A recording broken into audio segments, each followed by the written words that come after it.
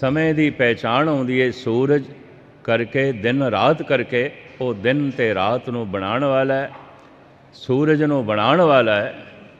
ਉਹ ਦਿਨ ਰਾਤ ਦੇ ਵਿੱਚ ਨਹੀਂ ਹੈ, ਉਹ ਦਿਨ ਰਾਤ ਨੂੰ ਬਣਾਉਣ ਵਾਲਾ ਹੈ। ਉਹ ਕਾਲ ਦੇ ਵਿੱਚ ਨਹੀਂ ਹੈ, ਉਹ ਕਾਲ ਨੂੰ ਬਣਾਉਣ ਵਾਲਾ ਹੈ। ਦਿਨ ਸੋ ਰਹਿਣ ਵੇਦ ਨਹੀਂ ਸ਼ਾਸਤਰ, ਭਗਤ ਕਬੀਰ। ਦਿਨ ਸੋ ਰਹਿਣ ਵੇਦ ਨਹੀਂ ਸ਼ਾਸਤਰ, ਤਾਹਾਂ ਬਸੇ ਨਿਰੰਕਾਰਾ। ਕਹਿਤ ਕਬੀਰ ਨਰ ਤਿਸੇ ਧਿਆਵੋ, ਬਾਵਰਿਆ ਸੰਸਾਰਾ। ਉਹ ਕਾਲ ਦੇ 'ਚ ਨਹੀਂ ਹੈ, ਆਕਾਲ। ਫਿਰ ਖਿਆਲ ਆਏਗਾ ਇਹ ਤਾਂ ਫਿਰ ਕਲਪਨਾ ਹੋ ਗਈ ਹੈ। ਸਮੇਂ ਦੇ 'ਚ ਵੀ ਨਹੀਂ ਹੈ, ਵੈਰ ਤੋਂ ਰਹਿਤ ਹੈ, ਭੈ ਤੋਂ ਰਹਿਤ ਹੈ, ਕ੍ਰਿਤ ਦੇ 'ਚ ਪੂਰਿਆ ਹੋਇਆ ਹੈ, ਸਾਰਿਆਂ ਦਾ ਕਰਤਾ ਹੈ, ਮਿੱਥ ਵੀ ਨਹੀਂ ਹੈ, ਸੱਤ ਹੈ। ਉਤਪਤੀ ਪਾਲਣਾ ਨਾਸ ਹੋ ਰਿਹਾ ਹੈ, ਔਰ ਐਸਾ ਸਭ ਕੁਝ ਕੇਵਲ ਇੱਕ ਤੋਂ ਹੋ ਰਿਹਾ ਹੈ, ਦੂਜਾ ਤੀਜਾ ਕੋਈ ਨਹੀਂ ਹੈ। ਇਹ ਤਾਂ ਕਲਪਨਾ ਹੋ ਸਕਦੀ ਹੈ। ਮਹਾਰਾਜ ਇੱਕਦਮ ਕਹਿੰਦੇ ਨੇ ਮੂਰਤ, ਮੂਰਤੀਮਾਨ ਹੈ, ਕੋਈ ਕਲਪਨਾ ਨਹੀਂ ਹੈ, ਕੋਈ ਕਲਪਨਾ ਨਹੀਂ ਹੈ, ਮੂਰਤੀਮਾਨ ਹੈ। ਅਤੇ ਮੂਰਤ ਦੇ ਆਖਦਿਆਂ ਇੱਕਦਮ ਪ੍ਰਸ਼ਨ ਖੜਾ ਹੋਵੇਗਾ, ਇਸ ਮੂਰਤੀ ਨੂੰ ਕਿਸੇ ਨੇ ਬਣਾਇਆ ਜਾਂ ਇਹ ਮੂਰਤੀ ਕਿਸੇ ਤੋਂ ਜੰਮੀ ਹੈ, ਕਿਸੇ ਨੇ ਜਨਮ ਦਿੱਤਾ ਇਸ ਨੂੰ, ਕਿਸੇ ਨੇ ਬਣਾਇਆ ਜਾਂ ਕਿਸੇ ਤੋਂ ਜਨਮੀ ਹੈ। ਇੱਕਦਮ ਸਤਿਗੁਰੂ ਕਹਿੰਦੇ ਨੇ ਅਜੋ ਨਹੀਂ, ਜਨਮ ਦੇ 'ਚ ਨਹੀਂ, ਕਿਸੇ ਨੇ ਜੰਮਿਆ ਨਹੀਂ ਹੈ। ਨਾ ਤਾਤ ਹੈ, ਨਾ ਮਾਤ ਹੈ, ਨਾ ਜ਼ਾਤ ਹੈ, ਨਾ ਪਾਤ ਹੈ। ਕਿਉਂਕਿ ਮੂਰਤੀ ਤੋਂ ਇੱਕਦਮ ਖਿਆਲ ਆ ਜਾਏਗਾ ਕੋਈ ਮਾਂ ਹੋਵੇਗੀ, ਕਿਸੇ ਨੇ ਪ੍ਰਗਟ ਕੀਤਾ ਹੋਵੇਗਾ, ਕਿਸੇ ਤੋਂ ਜੰਮਿਆ ਹੋਵੇਗਾ। ਨਾ ਤਾਤ ਹੈ, ਨਾ ਮਾਤ ਹੈ, ਨਾ ਜ਼ਾਤ ਹੈ, ਨਾ ਪਾਤ ਹੈ, ਅਜੋ ਨਹੀਂ। ਸਤਿਗੁਰ ਤਾਂ ਇੱਥੇ ਤੱਕ ਕਹਿੰਦੇ ਨੇ ਸੋ ਮੁਖ ਜਲੇ ਜਿਤ ਕਹੇ ਠਾਕਰ ਜੋ ਨਹੀਂ। ਉਹਦੀ ਜ਼ਬਾਨ ਜਲ ਜਾਣੀ ਚਾਹੀਦੀ ਹੈ ਜਿਹੜਾ ਕਹਿੰਦਾ ਭਗਵਾਨ ਜੰਮ ਪਿਆ, ਅਤੇ ਭਗਵਾਨ ਜੰਮ ਪਿਆ ਤਾਂ ਫਿਰ ਜੰਮਿਆ ਹੋਇਆ ਮਰੇਗਾ। ਸੋ ਮੁਖ ਜਲੇ, ਗੁਰੂ ਨਾਨਕ ਦੇਵ ਜੀ ਮਹਾਰਾਜ, ਸੋ ਮੁਖ ਜਲੇ ਜਿਤ ਕਹੇ ਠਾਕਰ ਜੋ ਨਹੀਂ। ਉਹ ਜੋਨੀ 'ਚ ਨਹੀਂ ਹੈ, ਅਜੋ ਨਹੀਂ। ਉਹ ਜਨਮ ਦੇ 'ਚ ਨਹੀਂ ਹੈ, ਅਜੋ ਨਹੀਂ। ਅਵਤਾਰ ਸੰਤ ਮਹਾਂਪੁਰਸ਼ ਬ੍ਰਹਮ ਗਿਆਨੀ ਕਿਸੇ ਸਮੇਂ ਹੁੰਦੇ ਨੇ, ਕਿਸੇ ਸਮੇਂ ਨਹੀਂ ਹੁੰਦੇ। ਜਨਮ ਉਹਨਾਂ ਦਾ ਹੁੰਦਾ, ਨਿਰੰਕਾਰ ਦਾ ਜਨਮ ਨਹੀਂ ਹੁੰਦਾ। ਜਨਮ ਦੇ 'ਚ ਵੀ ਬੜੇ ਅੰਤਰੇ ਨੇ। ਜੈਸੇ ਬਾਰਿਸ਼ ਹੋਈ ਹੈ ਅਤੇ ਬੱਦਲ ਕਿੱਥੋਂ ਉੱਠੇ ਨੇ? ਸਾਗਰ ਤੋਂ। ਤਾਂ ਕੁਛ ਤੇ ਬੱਦਲ ਬਰਸੇ ਨੇ ਸਾਗਰ ਦੇ ਵਿੱਚ ਹੀ ਬਰਸੇ ਨੇ, ਸਾਗਰ ਤੋਂ ਉੱਠੇ ਸਨ, ਸਾਗਰ ਦੇ 'ਚ ਬਰਸ ਪਏ। ਕੁਝ ਪਹਾੜਾਂ 'ਤੇ ਬਰਸੇ, ਦਰਿਆ ਬਣੇ ਨੇ, ਕਈਆਂ ਦੀ ਪਿਆਸ ਬੁਝਾਉਂਦੇ ਹੋਏ ਜਾ ਰਹੇ ਨੇ। ਕੁਛ ਬਰਸੇ ਨੇ ਧਰਤੀ 'ਤੇ, ਜ਼ਮੀਨ ਨੂੰ ਹਰਾ ਭਰਾ ਕੀਤਾ ਹੈ, ਸਰਸਬਜ਼ ਕੀਤਾ ਹੈ, ਸ਼ਾਦਾਬ ਕੀਤਾ ਹੈ। ਕੁਛ ਬਰਸੇ ਨੇ ਬੰਜਰ ਜ਼ਮੀਨਾਂ 'ਤੇ, ਅਜਾਈ ਐਵੇਂ ਆਵਣਾ ਅਜਾਈ ਹੋ ਗਿਆ, ਫਿਜ਼ੂਲ ਹੋ ਗਿਆ। ਆਪ ਦੀ ਗਿਆਤ ਲਈ ਅਰਜ਼ ਕਰਾਂ, ਕੁਛ ਬੂੰਦਾਂ ਐਸੀਆਂ ਆਈਆਂ ਸਾਗਰ ਤੋਂ ਵਿਛੜੀਆਂ ਨਹੀਂ ਨੇ।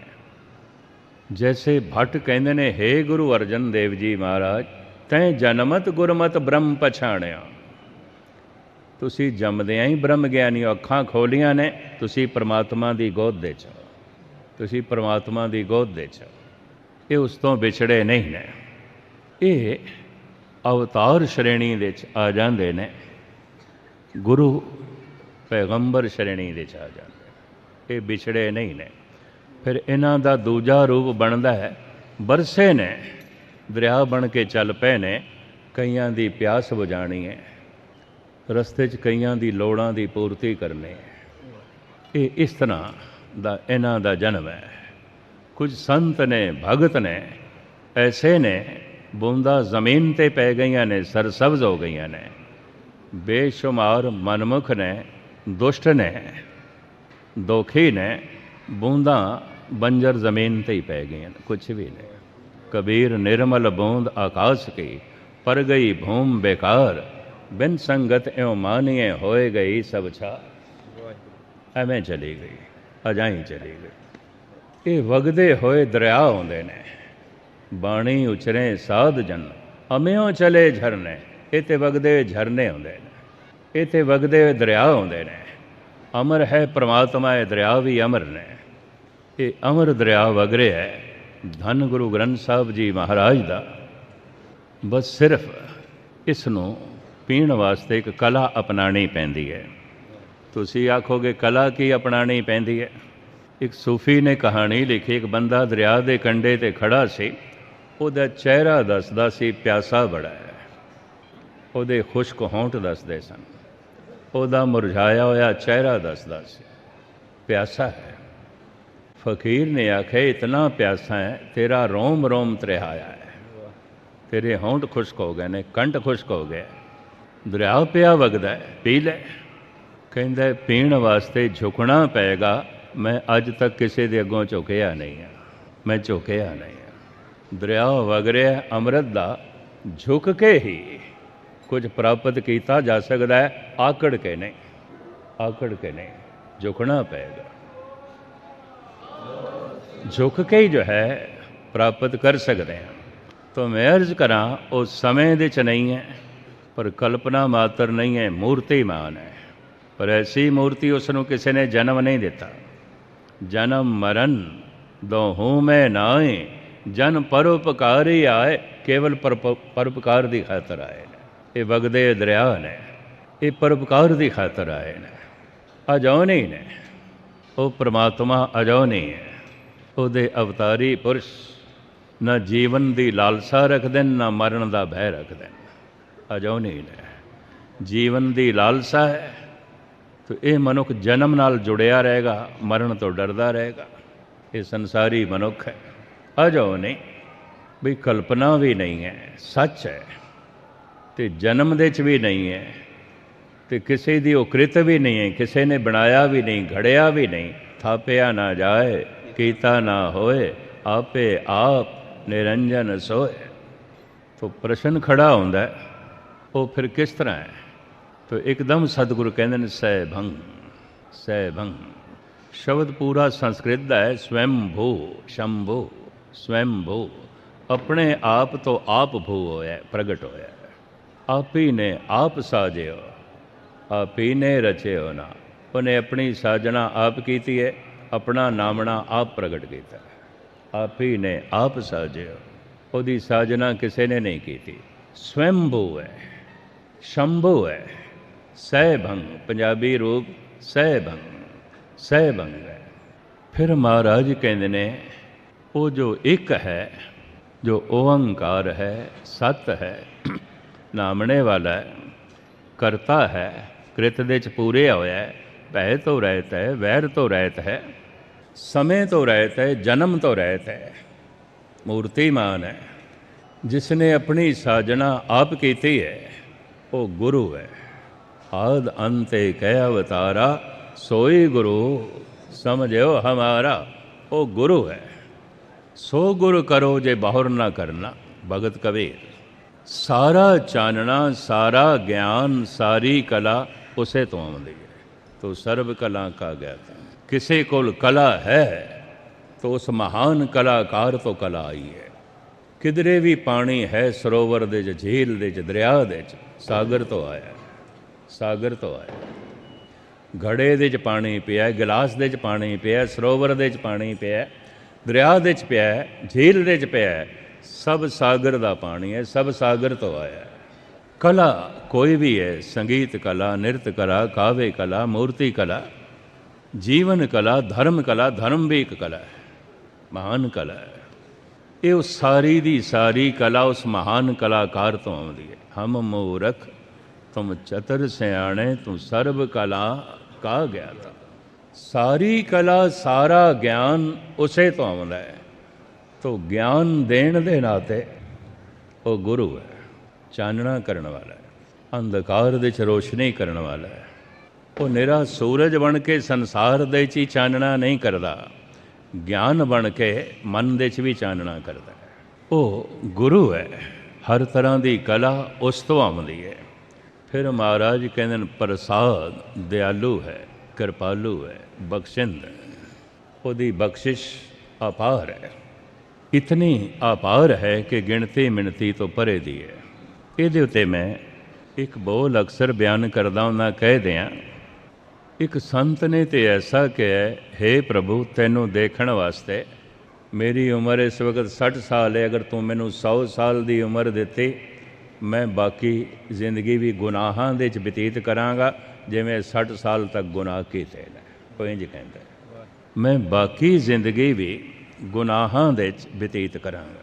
ਸਦ ਸਾਲਬ ਇਮਤਿਹਾਨ ਗੁਨਾਹ ਖਵਾਹਮ ਕਰਦ, ਤਾਂ ਜੁਰਮ ਮਨ ਅਸਤ ਵੇਸ਼ ਜਾਂ ਰਹਿਮਤ ਤੋਂ।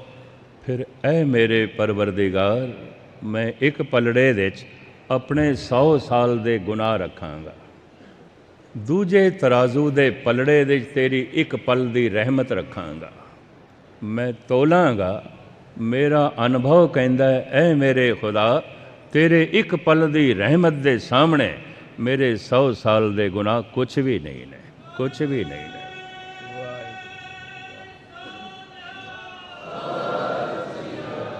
ਦੋਖਨ ਦੇਖਤ ਹੈ ਪਰ ਦੇਤ ਨਾ ਹਾਰੇ। ਇਨਸਾਨ ਦੇਖਦਾ ਵੀ ਨਹੀਂ, ਗੁਨਾਹ ਕਿਤੇ ਕਿਸੇ ਕੋਲ ਸੁਣ ਲਏ ਨੇ ਉਹਦੇ ਨਾਲ ਨਫ਼ਰਤ ਕਰਨ ਲੱਗ ਪੈਂਦਾ ਹੈ। ਉਹ ਦੇਖਦਾ ਵੀ ਹੈ ਪਰ ਆਪਣੀ ਰਹਿਮਤ ਦੇ ਦਰਵਾਜ਼ੇ ਬੰਦ ਨਹੀਂ ਕਰਦਾ, ਆਪਣੀ ਬਖਸ਼ਿਸ਼ ਦੇ ਦਰਵਾਜ਼ੇ ਬੰਦ ਨਹੀਂ ਕਰਦਾ। ਦੋਖਨ ਦੇਖਤ ਹੈ ਪਰ ਦੇਤ ਨਾ ਹਾਰੇ। ਪ੍ਰਸਾਦ ਹੈ, ਬਖਸ਼ਿਸ਼ ਹੈ, ਰਹਿਮਤ ਹੈ। ਪੂਰਾ ਮੂਲ ਮੰਤਰ ਸੀ, ਆਪ ਨੂੰ ਸਰਵਨ ਕਰਾ ਦਿੱਤਾ ਹੈ। ਪ੍ਰਸਾਦ ਤੇ ਸਮਾਪਤ ਹੋ ਜਾਂਦਾ ਹੈ। ਹੁਣ ਕੋਈ ਵੀ ਤੁਹਾਨੂੰ ਆਖੇ ਜੀ ਫਲਾਣੇ ਮਹਾਂਪੁਰਖ ਤੇ ਇੰਝ ਕਹਿੰਦੇ ਨੇ, ਤੇ ਫਿਰ ਉਹਨੂੰ ਮਹਾਂਪੁਰਖ ਕਿਉਂ ਪੈ ਕਹਿੰਦੇ ਹੋ ਜਦ ਸਤਿਗੁਰੂ ਨੇ ਲਿਖ ਹੀ ਦਿੱਤਾ ਹੈ ਪ੍ਰਸਾਦ ਤੱਕ। ਹੁਣ ਉਹ ਅਗਲਾ ਜਿਹੜਾ ਨਹੀਂ ਪਿਆ ਮੰਨਦਾ, ਉਹ ਮਹਾਂਪੁਰਖ ਕਿਸ ਤਰ੍ਹਾਂ ਹੋ ਗਿਆ? ਉਹਨੂੰ ਕਿਸ ਤਰ੍ਹਾਂ ਮਹਾਂਪੁਰਖ ਪੈ ਮੰਨਦੇ ਹੋ? ਅੱਗੋਂ ਸ਼ਬਦ ਜਪ ਹੈ ਜਿੱਥੋਂ ਪਹਿਲੇ ਆਰੰਭ ਹੁੰਦਾ, ਉਹ ਬਾਣੀ ਦਾ ਨਾਮ ਹੈ। ਮੂਲ ਮੰਤਰ ਇੱਥੇ ਸਮਾਪਤ ਹੋ ਜਾਂਦਾ। ਗੁਰਬਾਣੀ ਗ੍ਰੈਮਰ ਦੇ ਕਰਤਾ, ਗੁਰਬਾਣੀ ਨੂੰ ਸਮਝਣ ਵਾਲੇ, ਬੋਧ ਰੱਖਣ ਵਾਲੇ ਇੱਥੇ ਤੱਕ ਮੰਨਦੇ ਨੇ, ਔਰ ਇੱਥੇ ਤੱਕ ਬਾਰ-ਬਾਰ ਸਤਿਗੁਰਾਂ ਨੇ ਲਿਖਿਆ। ਜਿਵੇਂ ਇੱਥੇ ਵੀ ਪ੍ਰਸਾਦ ਤੱਕ ਅੱਗੋਂ ਨਹੀਂ ਲਿਖਿਆ। ਅਗਰ ਮੂਲ ਮੰਤਰ ਅੱਗੋਂ ਆਉਂਦਾ ਤਾਂ ਫਿਰ ਸਤਿਗੁਰ ਅੱਗੋਂ ਲਿਖਦੇ ਜਪ ਆਦਿ ਸਤਿ ਜੁਗਾਦ ਸਚ, ਅੱਗੋਂ ਲਿਖਦੇ ਨਹੀਂ ਲਿਖਿਆ। ਬਾਰ-ਬਾਰ ਇਹੀ ਆਏਗਾ 32 ਦਫਾ। ਇਹ ਵੱਡਾ ਮੂਲ ਮੰਤਰ ਸੈਂਕੜੇ ਦਫਾ, ਇਹ ਛੋਟਾ ਮੂਲ ਮੰਤਰ ਗੁਰਪ੍ਰਸਾਦ 'ਤੇ ਸਮਾਪਤ ਹੋ ਜਾਂਦਾ। ਅੱਗੇ ਹੁਣ ਅੱਜ ਦਾ ਹੁਕਮਨਾਮਾ ਜੋ ਧੰਨ ਗੁਰੂ ਨਾਨਕ ਦੇਵ ਜੀ ਮਹਾਰਾਜ ਨੇ ਬਖਸ਼ਿਸ਼ ਕੀਤਾ, ਆਪ ਜੀ ਦੇ ਸਾਹਮਣੇ ਰੱਖਾਂ। ਆਖਰੀ ਅਰਥ ਤੇ ਵਿਚਾਰ ਆਪ ਸਰਵਨ ਕਰੋ। ਇੱਕ ਦਫਾ ਪਿਆਰ ਨਾਲ ਆਖੋ, ਸਤਨਾਮ ਸ੍ਰੀ ਵਾਹਿਗੁਰੂ। ਸਤਨਾਮ ਵਾਹਿਗੁਰੂ ਸਾਹਿਬ ਜੀ। ਧਨਾਸਰੀ ਮਹੱਲਾ ਪਹਿਲਾ। ਘਰ ਪਹਿਲਾ ਚੌਪਦੇ।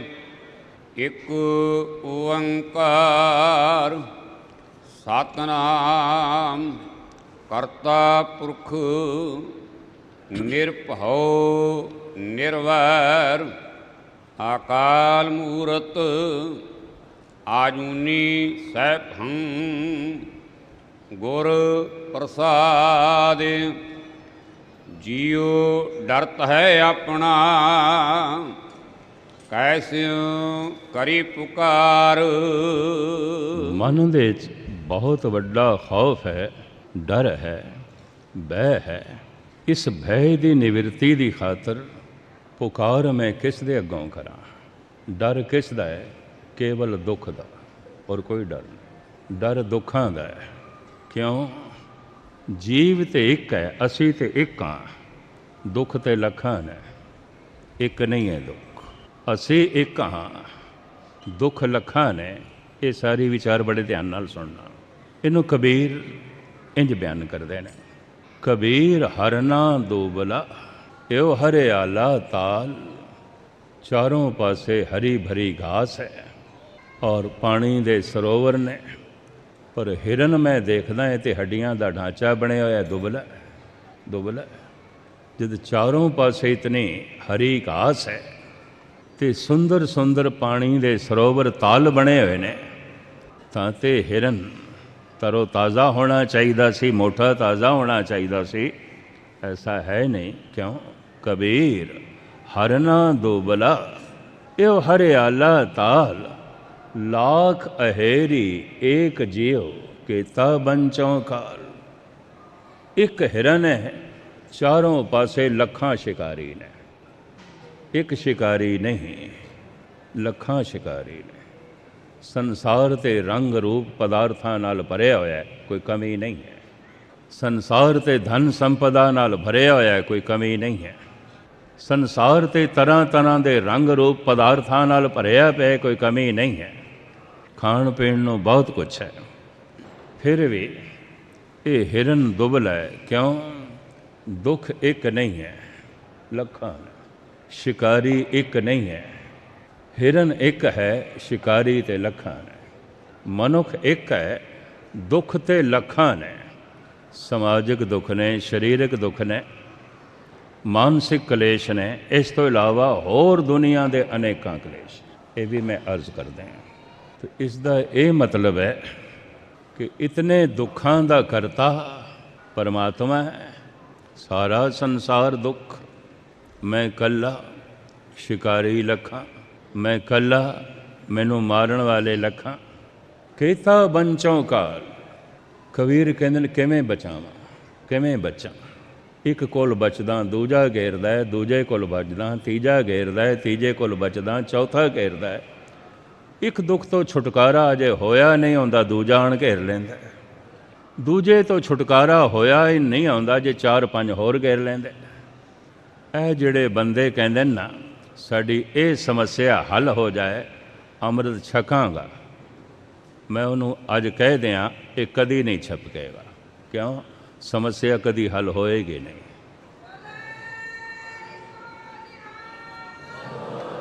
ਅਗਰ ਇੱਕ ਸਮੱਸਿਆ ਹੱਲ ਹੋ ਗਈ, ਦੂਜੀ, ਇੱਕ ਸ਼ਿਕਾਰੀ ਤੋਂ ਬਚ ਗਏ, ਬਾਕੀ ਸ਼ਿਕਾਰੀ ਵੀ ਤਾਂ ਹੈਗੇ ਨੇ। ਕੋਈ ਇੱਕ ਸ਼ਿਕਾਰੀ ਹੈ। ਖੇਤਾਂ ਬੰਚੋ ਕਾਲ। ਜੇ ਇੱਕ ਸ਼ਿਕਾਰੀ ਦੀ ਨਿਗਾਹ ਤੋਂ ਬਚ ਵੀ ਗਏ, ਹੋਰ ਸ਼ਿਕਾਰੀ ਨੇ। ਜੇ ਇੱਕ ਸਮੱਸਿਆ ਦਾ ਹੱਲ ਹੋ ਵੀ ਗਿਆ, ਦੂਜੀਆਂ ਸਮੱਸਿਆਵਾਂ ਨੇ। ਇਹ ਤੇ ਅਨੁਭਵ ਵਿਹੀਨ ਮਨੁੱਖ, ਅਨੁਭਵਹੀਨ ਮਨੁੱਖ ਐਸਾ ਕਹਿੰਦੇ ਨੇ ਸਾਡੀ ਇਹ ਸਮੱਸਿਆ ਹੱਲ ਹੋ ਜਾਏ, ਅਸੀਂ ਰੋਜ਼ ਅੰਮ੍ਰਿਤ ਵੇਲੇ ਉੱਠਾਂਗੇ। ਤਾਂ ਮੈਂ ਅੱਜ ਸਟੇਜ ਤੋਂ ਕਹਿ ਦਿਆਂ ਕਦੀ ਅੰਮ੍ਰਿਤ ਵੇਲੇ ਨਹੀਂ ਉੱਠੇਗਾ। ਕਿਉਂ? ਸਮੱਸਿਆ ਹੀ ਨਹੀਂ ਹੱਲ ਹੋਵੇਗੀ। ਸਮੱਸਿਆ ਤੇ ਕੋਈ ਨਾ ਕੋਈ ਰਹੇਗੀ। ਜਿਹੜੇ ਇਹ ਕਹਿੰਦੇ ਨੇ ਸਾਡੀ ਸਮੱਸਿਆ ਹੱਲ ਹੋ ਜਾਏ, ਅਸੀਂ ਦੋਵੇਂ ਵਕਤ ਸਤਸੰਗ ਕਰਾਂਗੇ, ਪੂਰਾ ਨਿਤਨੇਮ ਕਰਾਂਗੇ, ਪ੍ਰਭੂ ਦਾ ਨਾਮ ਜਪਾਂਗੇ, ਸਾਡੀ ਇਹ ਸਮੱਸਿਆ ਹੱਲ ਹੋ ਜਾਏ। ਮੈਂ ਅਰਜ਼ ਕਰਾਂ ਨਿਤਨੇਮ ਨਹੀਂ ਕਰਨਗੇ। ਕਿਉਂ? ਸਮੱਸਿਆ ਰਹੇਗੀ। ਕੋਈ ਹੋਰ ਰੂਪ ਇਸ ਨੂੰ ਨਾ ਦੇ ਦੇਣਾ। ਇਸ ਦੇ ਬਾਰੇ ਮੈਂ ਇੰਝ ਕਹਿੰਦਾ ਹੁੰਦਾ, ਲਹਿਰਾਂ ਤੋਂ ਬਿਨਾਂ ਸਾਗਰ ਹੁੰਦਾ ਹੀ ਨਹੀਂ, ਹੁੰਦਾ ਹੀ ਨਹੀਂ। ਕੋਈ ਮਲਾਹ ਆਪਣੀ ਬੇੜੀ 'ਚ ਬੈਠਾ ਹੋਵੇ ਤੇ ਆਖੇ ਲਹਿਰਾਂ ਸ਼ਾਂਤ ਹੋ ਜਾਣ ਤੇ ਮੈਂ ਬੇੜੀ ਠੇਲਾਂ, ਉਹ ਰਾਰ ਹੀ ਰਹਿ ਜਾਏਗਾ, ਇਹ ਪਾਰ ਨਹੀਂ ਹੋ ਸਕਦਾ। ਕਿਉਂਕਿ ਸਾਗਰ ਹੈ ਤਾਂ ਲਹਿਰਾਂ ਵੀ ਨੇ, ਲਹਿਰਾਂ ਹਨ ਤਾਂ ਸਾਗਰ ਵੀ ਹੈ। ਹਾਂ, ਬੇੜੀ ਠੇਲਣੀ ਸ਼ੁਰੂ ਕਰ ਦੇਵੇ, ਚੱਪੂ ਮਾਰਨੇ ਸ਼ੁਰੂ ਕਰ ਦੇਵੇ, ਇਹਨਾਂ ਲਹਿਰਾਂ ਨੇ ਰਸਤਾ ਦੇਣਾ ਸ਼ੁਰੂ ਕਰ ਦੇਣਾ। ਇਹਨਾਂ ਲਹਿਰਾਂ ਨੇ ਰਸਤਾ ਸ਼ੁਰੂ ਕਰ ਦੇਣਾ। ਇਹਨੂੰ ਇੱਕ ਆਲਮ ਤੇ ਇੰਝ ਕਹਿੰਦਾ ਹੈ, ਸਹਾਰਾ ਨਾ ਦੇਤੀ ਅਗਰ ਮੌਜੇ ਤੂਫਾਨ, ਡੁਬੋ ਹੀ ਦਿਆ ਥਾ ਹਮੇ ਨਾ ਖੁਦਾ ਨੇ। ਕਹਿੰਦਾ ਲਹਿਰਾਂ ਜੇ ਕਿਧਰੇ ਸਹਾਰਾ ਨਾ ਦਿੰਦੀਆਂ, ਮੈਂ ਕਿਨਾਰੇ 'ਤੇ ਪਹੁੰਚ ਨਹੀਂ ਸਕਦਾ ਸੀ, ਮਲਾਹ ਨੇ ਤੇ ਡੋਬ ਦਿੱਤਾ ਸੀ। ਨਾ ਖੁਦਾ ਮਲਾਹ ਨੂੰ ਕਹਿੰਦੇ ਨੇ। ਇਸ ਮਾਹੀ ਨੇ, ਇਸ ਮਲਾਹ ਨੇ ਤੇ ਡੋਬ ਦਿੱਤਾ ਸੀ। ਇਹ ਤੇ ਲਹਿਰਾਂ ਨੇ ਕਿਨਾਰੇ 'ਤੇ ਲਾ ਦਿੱਤਾ। ਸਾਹਮਣੇ ਗੱਲ ਆ ਗਈ ਤਾਂ ਮੈਂ ਆਪਣੀ ਇੱਕ ਜ਼ਿੰਦਗੀ ਦਾ ਤਜਰਬਾ ਵੀ ਤੁਹਾਡੇ ਸਾਹਮਣੇ ਰੱਖਦੇ ਹਾਂ, ਅਨੁਭਵ ਜੋ ਮੇਰੀ ਜ਼ਿੰਦਗੀ 'ਚ ਘਟਿਆ। ਗੁਰਦੁਆਰਾ ਓਂਕਾਰ, ਜਿੱਥੇ ਸਤਿਗੁਰਾਂ ਨੇ ਦੱਖਣੀ ਓਂਕਾਰ ਉਚਾਰਨ ਕੀਤੀ, ਕਿਸੇ ਵਕਤ ਸਤਿਗੁਰੂ ਨੇ ਉੱਥੋਂ ਦੀ ਸੇਵਾ ਲਈ ਪੁੱਲ ਨਹੀਂ ਆਉਂਦਾ ਸੀ ਨਰਮਦਾ 'ਤੇ। ਸਾਰਾ ਸਮਾਨ ਅਸੀਂ ਬੇੜੀਆਂ 'ਚ ਲੈ ਜਾਂਦੇ ਸੀ। 2-3 ਬੇੜੀਆਂ ਗੁਰਦੁਆਰੇ ਦੀਆਂ ਖਰੀਦੀਆਂ ਹੋਈਆਂ ਸਨ, ਉਸ 'ਤੇ ਚੱਲਦੇ ਹੁੰਦੇ ਸੀ। 10-12 ਸਾਲ ਤੋਂ ਬਾਅਦ ਮੁਕੰਮਲ ਹੋਇਆ। ਫਿਰ ਇਹ ਸ਼੍ਰੀ ਗੁਰੂ ਸਿੰਘ ਸਭਾ ਇੰਦੌਰ ਦੇ ਹਵਾਲੇ ਕੀਤਾ ਗਿਆ। ਸਹਿਯੋਗੀ ਮੇਰੇ ਨਾਲ ਮਿੱਤਰ ਸਨ ਸਰਦਾਰ ਪਰਮੇਸ਼ਰਾ ਸਿੰਘ। ਸ਼ਾਮ ਦੀ ਕਥਾ ਇੰਦੌਰ ਸੀ ਅਤੇ ਸਵੇਰੇ ਅਸੀਂ ਓਂਕਾਰ ਜੀ ਆਏ ਸੀ ਸਾਰਾ ਕੰਮ ਕਾਰ ਦੇਖਣ ਵਾਸਤੇ। ਕਿਧਰੇ ਬਾਰਿਸ਼ਾਂ ਬੜੀਆਂ ਜ਼ੋਰ ਦੀਆਂ ਪਈਆਂ, ਨਰਮਦਾ ਚੜ੍ਹ ਆਈ, ਪੁੱਲ ਹੈ ਨਹੀਂ ਸੀ। ਪਾਣੀ ਗੁਰਦੁਆਰੇ ਨਾਲ ਵੀ ਟਕਰਾਉਣ ਲੱਗ ਪਿਆ। ਉੱਥੇ 60 ਫੁੱਟ ਉਂਝ ਵੀ ਗਹਿਰੀ ਖੱਡ ਹੈ ਅਤੇ 20-30 ਫੁੱਟ ਪਾਣੀ ਹੋਰ ਉੱਚਾ ਹੋ ਗਿਆ। ਸਾਰੀਆਂ ਬੇੜੀਆਂ ਕਿਨਾਰੇ 'ਤੇ ਔਰ ਜ਼ਮੀਨ 'ਤੇ ਲੈ ਮਲਾਵਾਂ ਨੇ ਬੰਨ੍ਹ ਲਈਆਂ ਅਤੇ ਜਾਣਾ ਅਸੀਂ ਜ਼ਰੂਰੀ। ਜਿਸ ਜਿਸ ਮਲਾਹ ਨਾਲ ਸਰਦਾਰ ਪਰਮੇਸ਼ਰਾ ਸਿੰਘ ਨੇ ਗੱਲ ਕੀਤੀ, ਜਾਣਾ ਹੈ ਬੜਾ ਜ਼ਰੂਰੀ, ਕਹਿਣ ਲੱਗੇ ਨਹੀਂ, ਅੱਜ ਅਸੀਂ ਬੇੜੀ ਨਹੀਂ ਠੇਲ ਸਕਦੇ, ਲਹਿਰਾਂ ਹੀ ਲਹਿਰਾਂ, ਇੰਨੀਆਂ ਉੱਚੀਆਂ ਲਹਿਰਾਂ, ਇਹ ਤਾਂ ਡੁੱਬ ਕੇ ਰੱਖ ਦੇਣਗੀਆਂ, ਇਹ ਤਾਂ ਕਿਸ਼ਤੀ ਨੂੰ ਬਹਾ ਲੈ ਜਾਣਗੀਆਂ, ਅਸੀਂ ਕਾਬੂ ਨਹੀਂ ਕਰ ਸਕਾਂਗੇ। ਇੱਕ ਮੁਸਲਿਮ ਮਲਾਹ ਪੁਰਾਣਾ ਬਜ਼ੁਰਗ ਸੀ, ਉਹ ਕੋਲ ਆਇਆ, ਕਹਿਣ ਲੱਗਾ ਇਸ ਤਰ੍ਹਾਂ ਦੀਆਂ ਮੈਂ ਬਹੁਤ ਯਾਤਰਾਵਾਂ ਕੀਤੀਆਂ ਨੇ, ਬੇੜੀਆਂ ਪਾਰ ਕੀਤੀਆਂ ਨੇ, ਚਿੰਤਾ ਨਾ ਕਰੋ, ਬੈਠੋ ਮੇਰੀ ਬੇੜੀ 'ਚ ਪਾਰ ਕਰ ਦੇਂ। ਅੱਧ ਵਿਚਕਾਰ ਪਹੁੰਚੇ ਨਾ, ਬੜੀ ਜ਼ੋਰ ਦੀ ਪਿੱਛੋਂ ਇੱਕ ਛੱਲ ਆ ਰਹੀ ਸੀ ਉੱਚੀ, ਉਹਦੇ ਬਹਾਅ ਉਹਦੇ 'ਚ ਬੇੜੀ ਐਸੀ ਬਹਿ ਗਈ, ਉਹਦੇ ਹੱਥ ਜਿਹੜਾ ਡੰਡਾ ਸੀ, ਚੱਪੂ ਸੀ, ਉਹ ਵੀ ਬਹਿ ਗਿਆ। ਸਰਦਾਰ ਪਰਮੇਸ਼ਰ ਸਿੰਘ ਤੇ ਘਬਰਾ ਗਏ ਬਹੁਤ, ਤੇ ਮੈਨੂੰ ਕਹਿਣ ਲੱਗੇ ਮਸਕੀਨ ਜੀ, ਅੱਜ ਤੇ ਉਰਾਰ ਹੀ ਰਹਿ ਜਾਂਦੇ, ਗੁਰਦੁਆਰੇ ਰਹਿ ਜਾਂਦੇ, ਕੱਲ੍ਹ ਚਲੇ ਜਾਂਦੇ। ਮੈਂ ਕਹਣ ਇੱਥੇ ਫੈਸਲਾ ਕਰਨ ਦੀ ਗੱਲ ਨਹੀਂ, ਹੁਣ ਤੇ ਜਿੱਥੇ ਰਹਿ ਜਾਂਦਾ ਰੱਬ, ਹੁਣ ਇਹ ਹੁਣ ਫੈਸਲਾ ਕਰਨ ਦੀ ਗੱਲ ਹੈ। ਉਹੀ ਲਹਿਰ ਬੇੜੀ ਨੂੰ ਖਿੱਚਦੇ ਖਿੱਚਦੇ ਕਿਨਾਰੇ 'ਤੇ ਲੈ ਗਈ, ਉਹੀ ਲਹਿਰ। ਉੱਥੇ ਮੇਰੀ ਜ਼ਬਾਨ ਤੋਂ ਇਹ ਬੋਲ ਨਿਕਲੇ, ਸਹਾਰਾ ਨਾ ਦੇਤੀ ਅਗਰ ਮੌਜੇ ਤੂਫਾਨ, ਡੁਬੋ ਹੀ ਦਿਆ ਥਾ ਹਮੇ ਨਾ ਖੁਦਾ ਨੇ। ਲਹਿਰਾਂ ਤੋਂ ਬਿਨਾਂ ਦਰਿਆ ਨਹੀਂ ਆਉਂਦਾ, ਲਹਿਰਾਂ ਤੋਂ ਬਿਨਾਂ ਸਾਗਰ ਨਹੀਂ ਆਉਂਦਾ, ਬੇੜੀ ਠੇਲ ਦਈਏ। ਆਖਿਰ ਸਾਗਰ ਵੀ ਪਰਮਾਤਮਾ ਹੈ, ਲਹਿਰਾਂ ਵੀ ਪਰਮਾਤਮਾ ਹੈ, ਇੱਕ ਦਫਾ ਉਸਦੇ ਹੋ ਜਾਈਏ, ਲਹਿਰਾਂ ਆਪੇ ਹੀ ਰਸਤਾ ਦਿੰਦੀਆਂ ਨੇ, ਆਪਣੇ ਆਪ ਰਸਤਾ ਦਿੰਦੀਆਂ ਨੇ। ਸਹਾਰਾ ਨਾ ਦੇਤੀ ਅਗਰ ਮੌਜੇ ਤੂਫਾਨ, ਡੁਬੋ ਹੀ ਦਿਆ ਥਾ ਹਮੇ ਨਾ ਖੁਦਾ ਨੇ।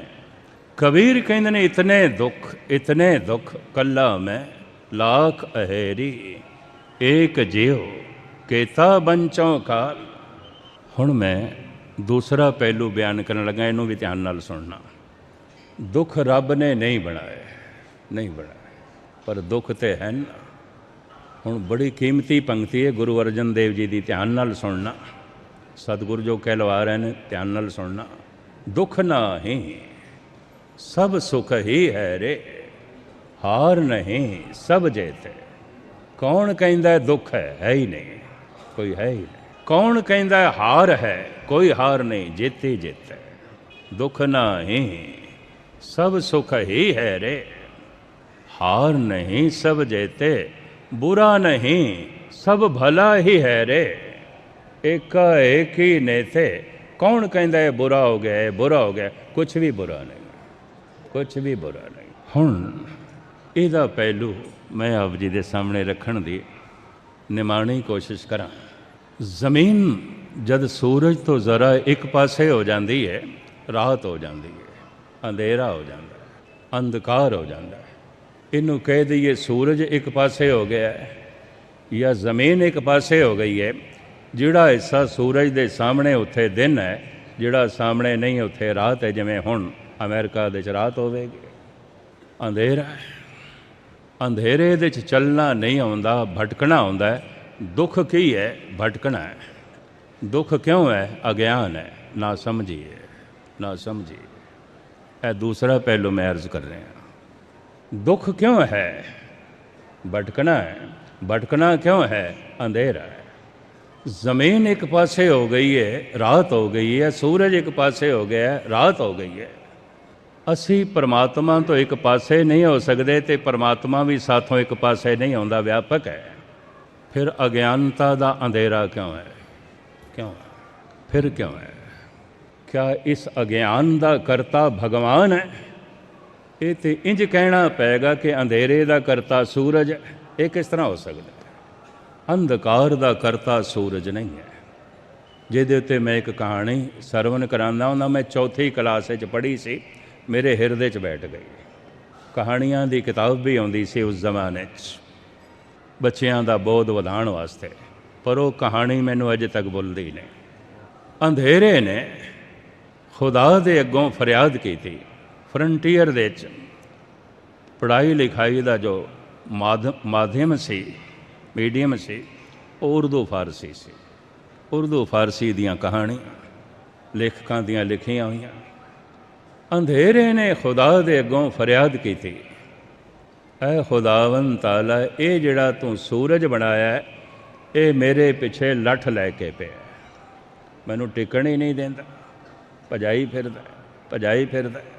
ਇਹ ਕਿਹੋ ਜਿਹਿਆਂ ਦਾ ਤੁਸੀਂ ਬਣਾਇਆ? ਇਹਨੂੰ ਮਨਾ ਕਰੋ, ਇਹਨੂੰ ਤੁਸੀਂ ਰੋਕੋ, ਮੈਂ ਨਹੀਂ ਰੋਕ ਸਕਦਾ। ਇਹ ਮੇਰਾ ਵੈਰੀ ਹੈ, ਇਹ ਮੇਰਾ ਦੁਸ਼ਮਣ ਹੈ। ਖੁਦਾ ਨੇ ਫਰਿਆਦ ਸੁਣ ਲਈ। ਅੱਛਾ ਸੀ, ਸੂਰਜ ਕੋਲ ਪੁੱਛਾਂਗੇ ਤੇਰੇ ਨਾਲ ਕਿਉਂ ਵੈਰ ਕਮਾਉਂਦਾ? ਚਲਾ ਗਿਆ ਅੰਧੇਰਾ। ਖੁਦਾ ਨੇ ਸੂਰਜ ਨੂੰ ਤਲਬ ਕੀਤਾ, ਤੂੰ ਅੰਧੇਰੇ ਨਾਲ ਵੈਰ ਕਿਉਂ ਕਮਾਉਂਦਾ? ਕਿਉਂ ਲੱਠ ਲੈ ਕੇ ਉਹਦੇ ਪਿੱਛੇ ਪਿਆ? ਉਹ ਅੱਜ ਫਰਿਆਦ ਲੈ ਕੇ ਆਇਆ ਸੀ। ਸੂਰਜ ਕਹਿਣ ਲੱਗਾ, ਹੈ ਮੇਰੇ ਖੁਦਾ, ਮੈਂ ਤੇ ਉਸ ਨੂੰ ਜਾਣਦਾ ਵੀ ਨਹੀਂ, ਕਦੀ ਵੇਖਿਆ ਵੀ ਨਹੀਂ, ਵੇਖਿਆ ਵੀ ਨਹੀਂ। ਅਤੇ ਜਿਹਨੂੰ ਮੈਂ ਵੇਖਿਆ ਨਹੀਂ, ਜਿਹਨੂੰ ਮੈਂ ਜਾਣਦਾ ਹੀ ਨਹੀਂ ਹਾਂ, ਉਹਦੇ ਨਾਲ ਮੈਂ ਕੀ ਵੈਰ ਕਮਾਵਾਂਗਾ? ਉਹਦਾ ਮੈਂ ਕਿਉਂ ਦੁਸ਼ਮਣ? ਭਗਵਾਨ ਅਤੇ ਗਿਆਨ ਇਕੱਠੇ ਨੇ, ਚਾਨਣਾ ਅਤੇ ਸੂਰਜ ਇਕੱਠੇ ਨੇ। ਜ਼ਮੀਨ ਇੱਕ ਪਾਸੇ ਹੋ ਜਾਏ ਜਾਂ ਸੂਰਜ ਇੱਕ ਪਾਸੇ ਹੋ ਜਾਏ, ਰਾਤ ਹੋ ਜਾਂਦੀ ਹੈ।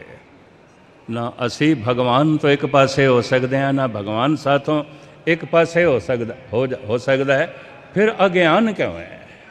ਫਿਰ ਅੰਧੇਰਾ ਕਿਉਂ ਹੈ? ਇਤਨਾ ਚਾਨਣਾ ਨਾ ਹੁਣੇ ਵੀ ਅੰਧੇਰਾ ਹੋ ਸਕਦਾ। ਤੁਸੀਂ ਆਖੋਗੇ ਕਿਸ ਤਰ੍ਹਾਂ? ਸਿਰਫ ਅੱਖਾਂ ਬੰਦ ਕਰ ਲਈ ਅੰਧੇਰੇ। ਇੱਕ ਮਿੰਟ ਕੀ ਇੱਕ ਸੈਕਿੰਡ 'ਚ ਲਿਆ ਸਕਦਾ, ਹੁਣੇ ਅੰਧੇਰਾ ਹੋ ਜਾਏਗਾ। ਅਗਰ ਸਾਰੀਆਂ ਅੱਖਾਂ ਮੀਟ ਰਹਿਣ, ਅੰਧੇਰਾ। ਅੱਖਾਂ ਬੰਦ ਕਰ ਲਈਏ, ਰਾਤ ਹੈ। ਅੱਖਾਂ ਖੋਲ੍ਹ ਲਈਏ, ਦਿਨ ਹੈ। ਮੈਂ ਅਰਜ਼ ਕਰਾਂ, ਮਨ ਦੀ ਅੱਖ ਖੁੱਲ੍ਹ ਜਾਏ, ਕੋਈ ਦੁੱਖ ਨਹੀਂ, ਕੋਈ ਦੁੱਖ ਨਹੀਂ, ਕੋਈ ਭਟਕਣਾ ਨਹੀਂ।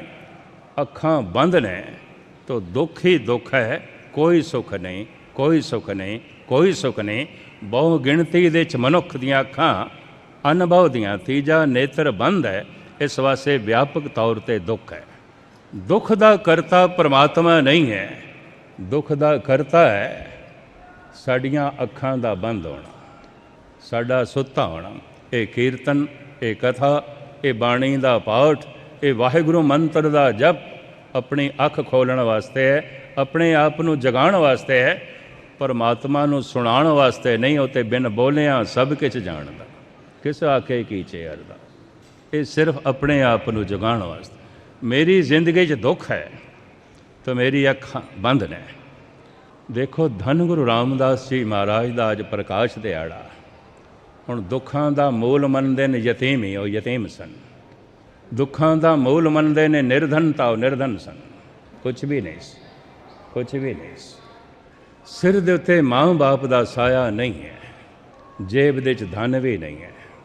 ਨਾਨੀ ਲਿਆਈ ਹੈ, ਪਰ ਨਾਨੀ ਕੋਲ ਵੀ ਇਤਨੀ ਸਮਰੱਥਾ ਨਹੀਂ ਕਿ ਆਪਣੇ ਦੋਤੇ ਦੀ ਪਾਲਣਾ ਕਰ ਸਕੇ। ਘੁੰਗਣੀਆਂ ਬਣਾ ਕੇ ਵੇਚਣ ਵਾਸਤੇ ਦਿੰਦੀ ਹੈ ਇਸ ਮਾਸੂਮ ਬੱਚੇ ਨੂੰ, ਆਪਣੀ ਰੋਟੀ ਆਪ ਕਮਾ। ਹੁਣ ਮੈਂ ਅਰਜ਼ ਕਰਾਂ, ਅਗਰ ਅੱਖਾਂ ਬੰਦ ਨੇ, ਅਗਿਆਨ ਹੈ ਤਾਂ ਦੁੱਖ ਹੈ। ਕੀ ਹੋ ਗਿਆ ਹੈ? ਧਨਵਾਨ ਹੈ, ਦੁਖੀ ਹੋਵੇਗਾ। ਅੱਖਾਂ ਖੁੱਲ੍ਹ ਗਈਆਂ ਨੇ, ਨਿਰਧਨ ਹੈ। ਕੀ ਹੋਇਆ? ਨਿਰਧਨ ਹੈ, ਮਹਾਨ ਸੁਖੀ ਹੋਵੇਗਾ, ਆਨੰਦਿਤ ਹੋਵੇਗਾ। ਹਮ ਨਿਰਧਨ ਜੋ ਇਹੋ ਧਨ ਪਾਇਓ, ਮਰਤੇ ਫੂਟ ਗਵਾਨੀ। ਭਗਤ ਕਬੀਰ ਕਹਿੰਦੇ ਨੇ, ਆਨੰਦ ਦੇ ਚਾਂ ਮੈਂ ਹਾਂ ਤੇ ਨਿਰਧਨ, ਪਰ ਬੜੇ ਬੜੇ ਧਨਵਾਨ ਮੇਰੇ ਆਨੰਦ ਨੂੰ ਵੇਖ ਕੇ ਫੁੱਟ ਕੇ ਮਰਦੇ ਪਏ। ਬੜੇ ਬੜੇ ਧਨਵਾਨ ਹੈਰਾਨ ਨੇ। ਔਰੰਗਜ਼ੇਬ ਨੇ ਸ਼ਮਸ ਤਬਰੇਜ਼ ਨੂੰ, ਸਰਮਦ ਨੂੰ ਪੁੱਛ ਲਿਆ ਸੀ, ਹੈ ਤੇ ਤੂੰ ਨਗਨ, ਤਨ ਦੇ ਕੱਪੜੇ ਵੀ ਤੇਰੇ ਕੋਲ ਕੋਈ ਨਹੀਂ, ਤੇਰੀ ਝੁੱਗੀ ਦੇ 'ਚ ਕੋਈ ਭਾਂਡਾ ਟੈਂਡਰ ਵੀ ਕੋਈ ਨਹੀਂ, ਜਮਨਾ ਦੇ 'ਚ ਜਾ ਕੇ 2 ਹੱਥਾਂ ਨਾਲ ਪਾਣੀ ਪੀਣਾ, ਕੋਈ ਗਿਲਾਸ ਕੌਲੀ ਵੀ ਕੋਈ ਨਹੀਂ, ਜਾਮ ਵੀ ਕੋਈ ਨਹੀਂ। ਪਰ ਤੇਰੇ ਕੋਲ ਮਸਤੀ ਬੜੀ ਹੈ, ਸਰੂਰ ਬੜਾ ਹੈ। ਮੈਂ ਤੇਰੇ ਚਿਹਰੇ 'ਤੇ ਦੇਖਦਾ, ਖੇੜਾ ਬੜਾ ਹੈ। ਇਹ ਖੇੜਾ, ਇਹ ਮਸਤੀ, ਇਹ ਸਰੂਰ ਸਾਡੇ ਕੋਲ ਨਹੀਂ, ਤੇਰੇ ਕੋਲ ਹੈ। ਸਾਡੇ ਕੋਲ ਕਿਉਂ ਨਹੀਂ? ਪਤਾ ਇਸ ਬੇਪਰਵਾਹ ਫਕੀਰ ਨੇ ਕੀ ਆਖਿਆ? ਸਰਮਦ ਗਮੇ ਇਸ਼ਕ ਬੁਲ ਹਵਸ ਰਾ ਨਾ ਦੇਹੰਦ, ਸੋਜ਼ੇ ਦਿਲ ਪਰਵਾਨਾ ਮਗਜ਼ ਰਾ ਨਾ ਦੇਹੰਦ। ਔਰੰਗਜ਼ੇਬ ਬਾਦਸ਼ਾਹ ਸਲਾਮਤ, ਖੁਦਾ ਨੇ ਸੋਜ਼ ਨਾਲ ਭਰਿਆ ਹੋਇਆ ਦਿਲ, ਭਾਵਨਾ ਨਾਲ ਭਰਿਆ ਹੋਇਆ ਦਿਲ, ਸ਼ਰਧਾ ਅਤੇ ਵਿਸ਼ਵਾਸ ਨਾਲ ਭਰਿਆ ਹੋਇਆ ਦਿਲ ਪਰਵਾਨੇ ਨੂੰ ਦਿੱਤਾ ਹੈ। ਜਲਦੀ ਸ਼ਮਾ ਤੇ ਜਲ ਮਰਦਾ ਹੈ। ਇਹ ਮੱਖੀ ਨੂੰ ਨਹੀਂ ਦਿੱਤਾ ਜੋ ਬਿਸ਼ਟਾ 'ਤੇ ਘੁੰਮਦੀ ਫਿਰਦੀ ਹੈ। ਤੂੰ ਮੱਖੀ ਹੈ, ਗੰਦਗੀ ਦੀ ਮੈਂ ਪਰਵਾਨਾ ਹਾਂ। ਅਸੀਂ ਤੇ ਖੁਦਾ ਦੇ ਚਾਨਣੇ ਤੇ ਨਿਛਾਵਰ ਹੋ ਜਾਂਦੇ ਹਾਂ, ਤੂੰ ਸੰਸਾਰ ਦੀ ਗੰਦਗੀ ਦੇ ਉੱਤੇ ਮੱਖੀ ਬਣ ਕੇ ਬੈਠਾ। ਤੇਰੇ ਕੋਲੇ ਕਿੱਥੇ? ਖੁਦਾ ਨੇ ਮੱਖੀ ਨੂੰ ਇਹ ਦਿਲ ਨਹੀਂ ਦਿੱਤਾ, ਇਹ ਚੋਟ ਕੀਤੀ। ਇਸ ਨੂੰ ਹੋਰ ਵੀ ਸ਼ਾਇਰ ਆਪਣੇ ਢੰਗ ਨਾਲ ਜੋ ਹੈ ਕਹਿੰਦੇ ਨੇ, ਪਰ ਮੈਂ ਫਿਰ ਅਰਜ਼ ਕਰਾਂ, ਦੁੱਖ ਹੈ ਮੈਂ ਅੱਖਾਂ ਬੰਦ ਕੀਤੀਆਂ ਨੇ ਇਸ ਕਰਕੇ, ਨਹੀਂ ਤੇ ਦੁੱਖ ਨਹੀਂ। ਯਤੀਮ ਹੁੰਦਿਆਂ ਹੋਇਆਂ ਵੀ ਧੰਨ ਗੁਰੂ ਰਾਮਦਾਸ ਜੀ ਮਹਾਰਾਜ ਆਨੰਦਿਤ ਨੇ, ਨਿਰਧਨ ਹੁੰਦਿਆਂ ਹੋਇਆਂ ਵੀ ਉਹ ਆਨੰਦਿਤ ਨੇ। ਚੋਟੀ ਦੇ ਧਨਵਾਨ ਤੁਹਾਨੂੰ ਰੋਂਦੇ ਪਿੱਟਦੇ ਦਿਖਾਈ ਦੇਣਗੇ। ਮਾਂ ਬਾਪ ਦਾ ਸਾਇਆ ਵੀ ਸਿਰ 'ਤੇ ਹੈ, ਬੱਚੇ ਕੁਰਲਾਉਂਦੇ ਤੇ ਦੁਖੀ ਦਿਖਾਈ ਦੇਣਗੇ। ਅੱਖ ਖੁੱਲ੍ਹੀ ਹੈ ਤਾਂ ਫਿਰ ਉਹਦੇ ਲਈ ਦੁੱਖ ਨਹੀਂ, ਸਭ ਸੁੱਖ ਹੀ ਹੈ ਰੇ। ਧਰੂ ਰੋਂਦਾ ਹੋਇਆ ਆਪਣੀ ਮਾਂ ਨੂੰ ਕਹਿੰਦਾ, ਪਿਤਾ ਦੀ ਗੋਦ ਵਿੱਚ ਮਤਰੇਈ ਮਾਂ ਨੇ ਮੈਨੂੰ ਉਠਾਇਆ, ਨਹੀਂ ਬੈਠਣ ਦਿੱਤਾ। ਪਰ ਮਾਂ ਬੜੀ ਸਿਆਣੀ ਸੀ, ਬਹੁਤ ਸਿਆਣੀ ਸੀ। ਇਸ ਸੰਬੰਧ ਵਿੱਚ ਮੈਂ ਕੁਝ ਕਹਿ ਦਿਆਂ। ਪਿਤਾ ਦਾ ਸੰਬੰਧ ਤੇ 2-4 ਮਿੰਟ 5 ਮਿੰਟ ਦਾ ਹੁੰਦਾ ਹੈ। ਗਰਭ 9-10 ਮਹੀਨੇ ਦਾ ਧਾਰਨ ਕਰਦੀ ਹੈ ਇੱਕ ਇਸਤਰੀ, ਫਿਰ ਬਾਲਗ ਬਣਾਉਂਦੀ ਹੈ ਇਸਤਰੀ, ਪਾਲਣ ਪੋਸ਼ਣਾ ਕਰਦੀ ਹੈ ਇਸਤਰੀ। ਜਨਮ ਦੇ ਕੇ ਜਨਮ ਦੀ ਘਟਨਾ ਤੋਂ ਪੁਰਸ਼ ਤੇ ਇੱਕ ਪਾਸੇ ਹੋ ਜਾਂਦਾ ਹੈ। ਜਨਮ ਦੇ ਕੇ ਜਨਮ ਦੇਣ ਵਾਲੇ ਤੋਂ ਮਾਂ ਇੱਕ ਪਾਸੇ ਨਹੀਂ ਆਉਂਦੀ, ਸੰਭਾਲ ਉਹ ਕਰਦੀ ਹੈ। ਇਸੇ ਤਰੀਕੇ ਨਾਲ ਕਲਾ, ਗਿਆਨ, ਵਿਗਿਆਨ, ਧਰਮ ਜਨਮ ਤੇ ਕਈ ਦਫਾ ਪੁਰਸ਼ ਦਿੰਦੇ ਨੇ। ਕਿਸੇ ਵੀ ਕਲਾ ਨੂੰ ਲੈ ਲਓ, ਚੋਟੀ ਦੀ ਕਲਾ ਨੂੰ ਪੁਰਸ਼ਾਂ ਨੇ ਜਨਮ ਦਿੱਤਾ ਹੈ, ਚੋਟੀ ਦੇ ਗਿਆਨ ਨੂੰ ਪੁਰਸ਼ਾਂ ਨੇ ਜਨਮ ਦਿੱਤਾ ਹੈ, ਪਰ ਸੰਭਾਲਦੀਆਂ ਇਸਤਰੀਆਂ ਨੇ। ਇਹ ਵੀ ਮੈਂ ਅਰਜ਼ ਕਰਾਂ, ਜੇ ਇਸਤਰੀ ਨਹੀਂ ਹੈ ਤਾਂ ਫਿਰ ਬੱਚਿਆਂ ਦੀ ਸੰਭਾਲ ਨਹੀਂ ਹੋ ਸਕਦੀ। ਇਸਤਰੀ ਨਹੀਂ ਹੈ ਤੇ ਕਲਾ, ਗਿਆਨ, ਧਰਮ ਇਹਦੀ ਸੰਭਾਲ ਵੀ ਨਹੀਂ ਹੋ ਸਕਦੀ। ਜਿਸ ਦਿਨ ਦੀ ਇਸਤਰੀ ਨਾਸਤਿਕ ਹੋ ਗਈ ਯੂਰਪ ਦੀ, ਧਰਮ ਬਿਖਰ ਗਿਆ, ਚਰਚ ਉਜੜ ਗਏ। ਇਹ ਵੀ ਅਰਜ਼ ਕਰਾਂ, ਸੰਭਾਲਣਾ ਹਮੇਸ਼ਾ ਇਸ ਦੇ ਹਿੱਸੇ ਆਇਆ, ਕਿਉਂਕਿ ਇਹਦੇ ਕੋਲ ਭਾਵਨਾ ਹੈ, ਸ਼ਰਧਾ ਹੈ, ਭਰੋਸਾ ਹੈ। ਭਾਵੇਂ ਕਿਸੇ ਵੀ ਕਲਾ ਨੂੰ, ਕਿਸੇ ਵੀ ਗਿਆਨ ਨੂੰ, ਕਿਸੇ ਵੀ ਵਿਗਿਆਨ ਨੂੰ, ਧਰਮ ਨੂੰ ਜਨਮ ਤੇ ਦਿੱਤਾ ਹੈ ਪੁਰਸ਼ਾਂ ਨੇ। ਅਗਰ ਇਸ ਹਿਸਾਬ ਨਾਲ ਮੈਂ ਦੇਖਾਂ, ਸਿੱਖ ਜਗਤ ਦੀ ਸਿੱਖੀ ਕਿੱਥੋਂ ਆਰੰਭ ਕਰੋਗੇ? ਪਹਿਲਾ ਸਿੱਖ ਕੌਣ ਬਣਿਆ? ਹੋ ਸਕਦਾ ਤੁਹਾਡੇ ਵਿੱਚੋਂ ਕਈ ਸਹਿਮਤ ਨਾ ਹੋਣ। ਪਹਿਲੀ ਸਿੱਖਣੀ ਇੰਜ ਕਹਿ ਲਓ, ਭੈਣ ਨਾਨਕੀ। ਚੰਗਿਆਂ ਚੰਗਿਆਂ ਦਾ ਵਿਸ਼ਵਾਸ ਡੁੱਲ ਜਾਂਦਾ ਸੀ, ਨਾਨਕੀ ਦਾ ਭਰੋਸਾ ਬਣਿਆ ਰਹਿੰਦਾ ਸੀ। ਨਹੀਂ, ਸਾਰਾ ਸੁਲਤਾਨਪੁਰ ਕਹਿ ਰਿਹਾ ਹੈ ਨਾਨਕ ਵਹੀ ਨਦੀ ਦੇ ਡੁੱਬ ਗਿਆ, ਔਰ ਨਾਨਕੀ ਨੂੰ ਆ ਕੇ ਸੁਣਾਉਂਦੇ ਨੇ। ਉਹਦਾ ਭਰੋਸਾ ਅਮਰ ਹੈ, ਨਹੀਂ ਕਿਸੇ ਡੁੱਬੇ ਨੂੰ ਕੱਢਣ ਵਾਸਤੇ ਗਏ ਹੋਣਗੇ, ਨਹੀਂ ਡੁੱਬੇ, ਨਹੀਂ ਡੁੱਬੇ। ਉਹਨਾਂ ਦਾ ਭਰੋਸਾ ਅਮਰ ਹਰ ਹਾਲਤ ਵਿੱਚ। ਜੇ ਇਸਲਾਮੀ ਜਗਤ ਵਿੱਚ ਦੇਖੋ ਤਾਂ ਇਸਲਾਮ ਆਰੰਭ ਹੋਇਆ ਤੇ ਪਹਿਲਾ ਮੁਸਲਮਾਨ ਕੌਣ? ਖਦੀਜਾ। ਇਹ ਮੁਹੰਮਦ ਸਾਹਿਬ ਦੀ ਪਤਨੀ ਸੀ, ਉਮਰ ਦੇ ਵਿੱਚ 15 ਸਾਲ ਵੱਡੀ ਸੀ, ਸੂਝਵਾਨ ਸੀ। ਇੱਕ ਦਿਨ ਕੁਰਾਨ ਦੀ ਆਇਤਾਂ ਮੁਹੰਮਦ ਸਾਹਿਬ ਦੇ ਕੰਠ ਤੋਂ ਨਿਕਲੀਆਂ ਨੇ। ਖਦੀਜਾ ਕਹਿੰਦੀ ਹੈ ਤੁਹਾਡੇ ਬੋਲ ਨਹੀਂ ਨੇ, ਤੁਹਾਡੇ ਬੋਲ ਨਹੀਂ ਨੇ। ਤੇ ਮੁਹੰਮਦ ਸਾਹਿਬ ਕਹਿੰਦੇ ਨੇ ਹਾਂ ਮੈਂ ਅਨਪੜ੍ਹ ਹਾਂ, ਮੇਰੇ ਬੋਲ ਨਹੀਂ, ਖੁਦਾ ਬੋਲ ਰਿਹਾ। ਉਹਨੇ ਭਰੋਸਾ ਕੀਤਾ, ਹਾਂ ਖੁਦਾ ਬੋਲ ਰਿਹਾ। ਇਸਲਾਮ ਇੱਥੋਂ ਸ਼ੁਰੂ ਹੋ ਗਿਆ। ਇਹ ਪਤਨੀ ਇਨਕਾਰੀ ਹੋ ਜਾਂਦੀ ਤੇ ਖੇਡ ਨਹੀਂ ਬਣੇਗੀ। ਆਇਤਾਂ ਪ੍ਰਗਟ ਹੋਈਆਂ ਇੱਕ ਪੁਰਸ਼ ਦੇ ਹਿਰਦੇ 'ਚੋਂ, ਕਬੂਲ ਕੀਤੀਆਂ ਇੱਕ ਇਸਤਰੀ ਨੇ। ਬ੍ਰਹਮ ਗਿਆਨ ਪ੍ਰਗਟ ਹੋਇਆ ਗੁਰੂ ਨਾਨਕ ਦੇਵ ਜੀ ਮਹਾਰਾਜ ਦੇ ਹਿਰਦੇ 'ਚੋਂ। ਸਭ ਤੋਂ ਪਹਿਲੇ ਭਰੋਸਾ ਤੇ ਕਬੂਲ ਕੀਤਾ ਭੈਣ ਨਾਨਕੀ ਨੇ। ਇਸੇ ਤਰੀਕੇ ਦੇ ਨਾਲ ਆਪ ਸੁਣ ਕੇ ਹੈਰਾਨ ਹੋਵੋਗੇ, ਪਹਿਲੀ ਬੋਧ ਭਿਕਸ਼ੂ ਸੁਜਾਤਾ ਬਣੀ ਸੀ, ਮਹਾਤਮਾ ਬੁੱਧ ਦੀ ਪਹਿਲੀ ਚੇਲੀ। ਉਸ ਤੋਂ ਬੌਧ ਧਰਮ ਆਰੰਭ ਹੋਇਆ। ਇਹ ਸਾਰਾ ਇਤਿਹਾਸ ਔਰ ਇਹ ਪੰਨੇ ਮੈਂ ਤੁਹਾਡੇ ਸਾਹਮਣੇ ਨਾ ਰੱਖਾਂ। ਪੁਰਸ਼ ਜਨਮ ਦੇਣ ਦੀ ਘਟਨਾ 2-4 ਮਿੰਟ ਤੇ ਫਿਰ ਇੱਕ ਪਾਸੇ ਹੋ ਜਾਂਦਾ ਹੈ। ਸੰਭਾਲਦੀ ਬੱਚੇ ਨੂੰ ਜੋ ਹੈ ਇਸਤਰੀ ਹੈ। ਕਿਸੇ ਵੀ ਕਲਾ, ਗਿਆਨ, ਵਿਗਿਆਨ ਨੂੰ ਜਨਮ ਤੇ ਦਿੰਦਾ ਹੈ ਪੁਰਸ਼, ਸੰਭਾਲਦੀ ਇਸਤਰੀ ਹੈ। ਚੰਗੇ ਚੰਗੇ ਹਿਰਦੇ ਵੀ ਡੋਲ ਜਾਂਦੇ ਨੇ ਪੁਰਸ਼ਾਂ ਦੇ ਘਟਨਾ ਨੂੰ ਦੇਖ ਕੇ। ਲੇਕਿਨ ਦੇਖਿਆ ਗਿਆ ਬੀਬੀਆਂ ਦੀ ਸ਼ਰਧਾ ਬਣੀ ਰਹਿੰਦੀ ਹੈ। ਦੂਰ ਕਿਉਂ ਜਾਓ, ਇੱਥੇ ਗੁਰੂ ਤੇਗ ਬਹਾਦਰ ਸਾਹਿਬ ਦੀ ਰਸਨਾ ਤੋਂ ਨਿਕਲ ਗਿਆ ਸੀ, ਮਾਈਆਂ ਰੱਬ ਰਜਾਈਆਂ, ਇਹ ਤੇ ਰੱਬ ਦੀਆਂ ਰਜਾਈਆਂ। ਬਾਕੀ ਸ਼ਬਦ ਮੈਂ ਨਾ ਆਖਾਂ ਜੋ ਗੁਰਪ੍ਰਤਾਪ ਸੂਰਜ ਦੇ 'ਚ ਲਿਖੇ ਹੋਏ ਨੇ। ਸਤਿਗੁਰ ਦਾ ਘਰ ਦਰਬਾਰ ਸਾਹਿਬ, ਤੇ ਸਤਿਗੁਰ ਦੇ ਲਈ ਦਰਵਾਜ਼ੇ ਬੰਦ ਕਰ ਦਿੱਤੇ, ਤੁਸੀਂ ਨਹੀਂ ਜਾ ਸਕਦੇ। ਹੱਦ ਹੋ ਗਈ, ਤੁਸੀਂ ਆਪਣੇ ਘਰ ਦੇ 'ਚ ਨਹੀਂ ਜਾ ਸਕਦੇ। ਜਿੱਥੇ ਥੜਾ ਸਾਹਿਬ ਦੇਖਦੇ ਹੋ, ਸਤਿਗੁਰੂ ਉੱਥੇ ਜਾ ਬੈਠੇ। ਹੈਰਾਨਗੀ ਦੀ ਗੱਲ, ਮਸੰਦ ਪੁਜਾਰੀ ਹੈ ਮਨੋਬਿਰਤੀ, ਦਰਵਾਜ਼ੇ ਬੰਦ ਕਰ ਦਿੱਤੇ। ਸਿਰਫ ਦਰਬਾਰ ਸਾਹਿਬ ਦੇ ਹੀ ਦਰਵਾਜ਼ੇ ਨਹੀਂ ਬੰਦ ਕੀਤੇ ਸਨ, ਹਿਰਦੇ ਦੇ ਵੀ ਬੰਦ ਕੀਤੇ ਸਨ। ਨਹੀਂ ਤੇ ਕਿਧਰੇ ਬਾਣੀ ਅੰਦਰ ਪ੍ਰਵੇਸ਼ ਕਰ ਜਾਂਦੀ, ਉਹਨਾਂ ਨੇ ਸਦਕੇ ਹੋਣਾ ਸੀ ਗੁਰੂ ਤੇਗ ਬਹਾਦਰ ਸਾਹਿਬ ਤੋਂ। ਸਦਕੇ ਨਹੀਂ ਹੋਏ, ਦਰਵਾਜ਼ੇ ਦਰਬਾਰ ਸਾਹਿਬ ਦੇ ਬੰਦ ਕੀਤੇ, ਕਿਉਂਕਿ ਆਪਣੇ ਹਿਰਦੇ ਦੇ ਵੀ ਦੁਆਰ ਬੰਦ ਕੀਤੇ ਹੋਏ ਸੀ। ਇਹ ਤੇ ਸਾਹਮਣੇ ਦੀ ਘਟਨਾ। ਪਰ ਸਤਿਗੁਰ ਨੇ ਉੱਥੇ ਜੋ ਕੁਝ ਆਖਿਆ, ਫਿਰ ਅਖੀਰ ਦੇ 'ਚ ਇਹ ਆਖਿਆ, ਮਾਈਆਂ ਰੱਬ ਰਜਾਈਆਂ, ਇਹ ਤੇ ਰੱਬ ਦੀਆਂ ਰਜਾਈਆਂ। ਕਿਸੇ ਵੀ ਕਲਾ, ਗਿਆਨ, ਵਿਗਿਆਨ ਨੂੰ ਜਨਮ ਦਿੰਦਾ ਹੈ ਪੁਰਸ਼, ਸੰਭਾਲਦੀਆਂ ਨੇ ਇਸਤਰੀਆਂ। ਕਿਸੇ ਵੀ ਧਰਮ ਨੂੰ ਜਨਮ ਦਿੰਦਾ ਹੈ ਪੁਰਸ਼, ਸੰਭਾਲਦੀਆਂ ਨੇ ਇਸਤਰੀਆਂ। ਉਹਨਾਂ ਦਾ ਭਰੋਸਾ ਬੜਾ ਪ੍ਰਬਲ, ਉਹਨਾਂ ਦੀ ਭਾਵਨਾ ਜੋ ਹੈ ਬੜੀ ਪ੍ਰਬਲ। ਤੋ ਖੈਰ, ਮੈਂ ਲਮਕਾਵਾਂ ਨਾ, ਇਸ ਮਾਸੂਮ ਬੱਚੇ ਨੂੰ ਧਰੋ ਨੂੰ ਉਹਦੀ ਮਾਂ ਕਹਿੰਦੀ ਹੈ ਕਿ ਸਰੀਰਕ ਪਿਤਾ ਦੀ ਗੋਦ 'ਚੋਂ ਅਗਰ ਤੈਨੂੰ ਹਟਾ ਦਿੱਤਾ ਹੈ, ਕੋਈ ਗੱਲ ਨਹੀਂ, ਤੂੰ ਜਗਤ ਪਿਤਾ ਦੀ ਗੋਦੀ ਦੇ 'ਚ ਬੈਠਣ ਦੀ ਕੋਸ਼ਿਸ਼ ਕਰ, ਦੁਨੀਆ ਦੀ ਕੋਈ ਤਾਕਤ ਤੈਨੂੰ ਨਹੀਂ ਹਟਾਏਗੀ। ਇਹ ਸੰਦੇਸ਼ ਮਾਂ ਦਾ ਸੀ। ਪਿਤਾ ਤੇ ਪ੍ਰਹਿਲਾਦ ਦਾ ਵੀ ਕੁਛ ਨਹੀਂ ਸੀ, ਦੁਸ਼ਟ ਹਰਨਾਕਸ਼ ਦੁਸ਼ਟ ਸੀ। ਮਾਂ ਦੀ ਪ੍ਰੇਰਨਾ ਨਾਲ ਉਹ ਭਗਤ ਸੀ, ਉਹ ਸੰਤ ਸੀ। ਕਿਸੇ ਵੀ ਕਲਾ, ਵਿਗਿਆਨ ਨੂੰ ਜੋ ਅਵਤਾਰੀ ਪੁਰਸ਼ ਜਨਮ ਦਿੰਦੇ ਨੇ, ਧਰਮ ਨੂੰ, ਇਸਤਰੀਆਂ ਦੇ ਆਸਰੇ 'ਤੇ ਬਚਿਆ ਰਹਿੰਦਾ, ਸੰਭਲਿਆ ਰਹਿੰਦਾ। ਪਰ ਜੇ ਕਿਧਰੇ ਇਸਤਰੀ ਕੁਰੀਤ ਦੀ ਚਾਲ 'ਤੇ ਚੱਲ ਪਈ ਜੈਸੇ ਯੂਰਪ, ਤਾਂ ਫਿਰ ਧਰਮ ਦਾ ਬਚਣਾ ਔਖਾ ਹੋ ਜਾਂਦਾ, ਫਿਰ ਕਲਾ ਦਾ ਬਚਣਾ ਵੀ ਔਖਾ ਹੋ ਜਾਂਦਾ। ਮੇਰੇ ਦੇਖੇ ਤੇ ਯੂਰਪ ਦੇ 'ਚ ਕੋਈ ਕਲਾ ਵੀ ਨਹੀਂ ਰਹੀ, ਨਾ ਨਿਰਤ ਕਲਾ, ਨਾ ਸੰਗੀਤ ਕਲਾ, ਨਾ ਕਾਵੇ ਕਲਾ, ਨਾ ਧਰਮ ਕਲਾ, ਖਤਮ ਹੋ ਗਈ।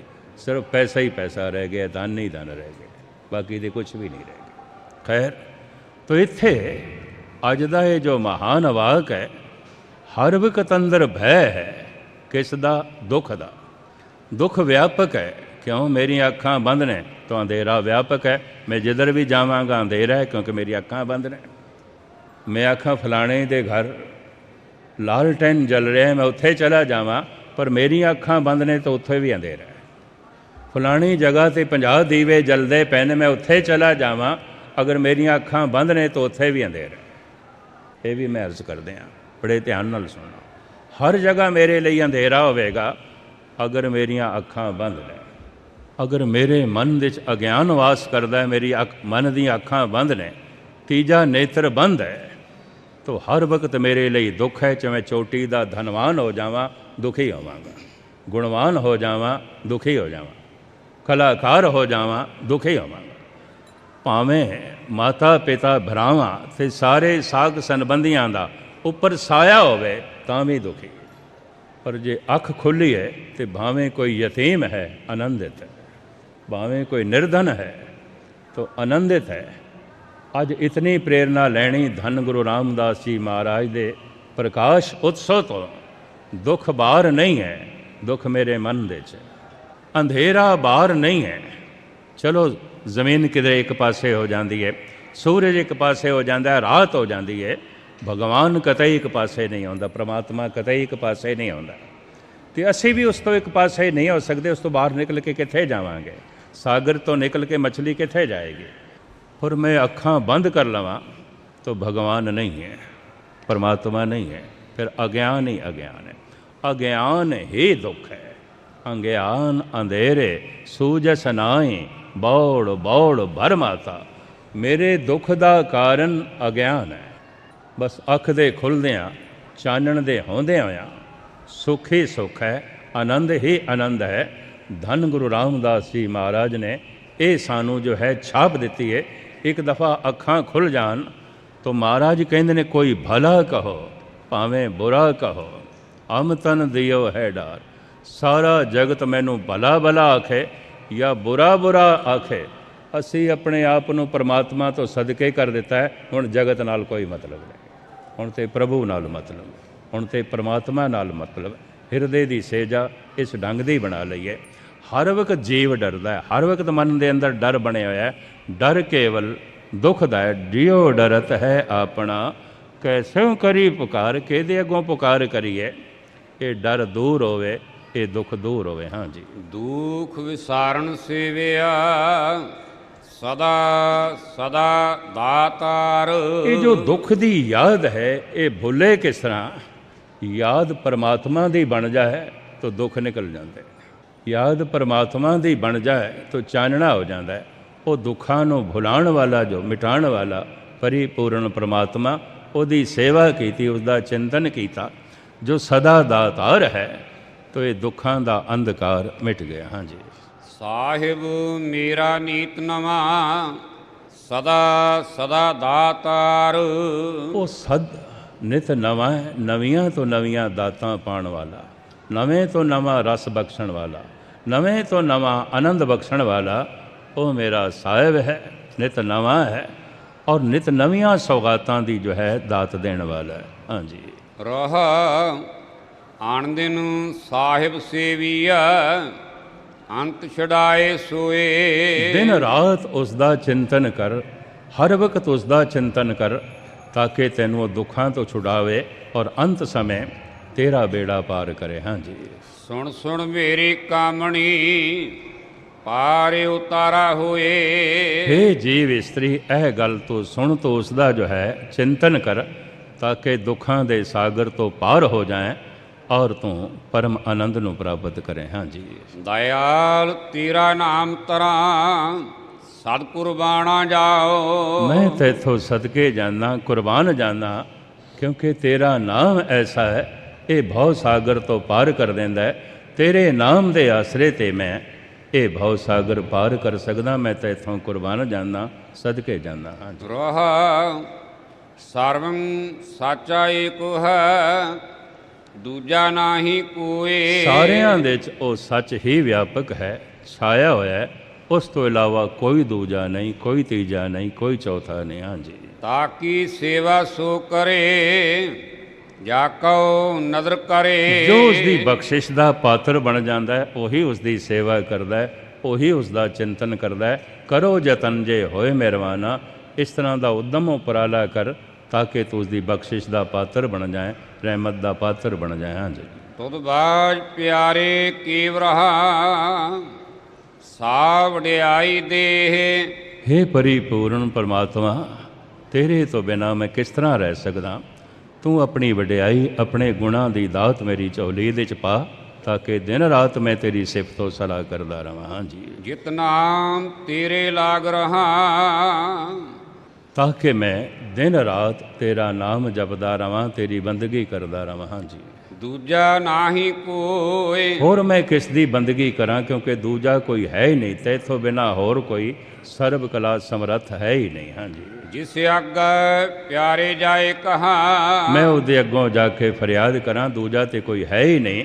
ਇਸ ਵਾਸਤੇ ਮੇਰੀ ਫਰਿਆਦ ਤੇਰੇ ਅੱਗੇ। ਹਾਂਜੀ, ਰਹਾ ਸੇਵੀ ਸਾਹਿਬ ਆਪਣਾ, ਆਵਰ ਨਾ ਜਾਂਚਾਂ ਕੋਏ। ਮੈਂ ਆਪਣੇ ਸਾਹਿਬ ਦੀ ਸੇਵਾ ਕਰਦਾ, ਉਸੇ ਕੋਲ ਹੀ ਮੰਗਦਾ, ਹੋਰ ਕਿਸੇ ਕੋਲ ਮੈਂ ਜਾਚਨਾ ਨਹੀਂ ਕਰਦਾ, ਮੈਂ ਮੰਗਦਾ ਹੀ ਨਹੀਂ। ਹਾਂਜੀ, ਨਾਨਕ ਤਾਕਾ ਦਾਸ ਹੈ, ਬਿੰਦ ਬਿੰਦ ਚੁਖ ਚੁਖ ਹੋਏ। ਮੈਂ ਉਸ ਦਾ ਦਾਸ ਹਾਂ ਔਰ ਮੈਂ ਉਸ ਤੋਂ ਬਾਰ-ਬਾਰ ਕੁਰਬਾਨ ਜਾਨਾ, ਖਿੰਨ ਖਿੰਨ ਵਾਰਨੇ ਜਾਨਾ, ਜੋ ਸਾਰਿਆਂ ਦਾ ਦਾਤਾ ਹੈ ਔਰ ਹਰ ਵਕਤ ਦਾਤ ਦੇ ਰਿਹਾ ਹੈ। ਹਾਂਜੀ, ਸਾਹਿਬ ਤੇਰੇ ਨਾਮ ਵਿਟਹੁ, ਬਿੰਦ ਬਿੰਦ ਚੁਖ ਚੁਖ ਹੋਏ। ਹੇ ਸਾਹਿਬ, ਹੇ ਮਾਲਕ, ਮੈਂ ਤੇਰੇ ਨਾਮ ਤੋਂ ਖਿੰਨ ਖਿੰਨ ਵਾਰਨੇ ਜਾਨਾ, ਕੁਰਬਾਨ ਜਾਨਾ, ਸਦਕੇ ਜਾਨਾ, ਵਾਰਨੇ ਜਾਨਾ।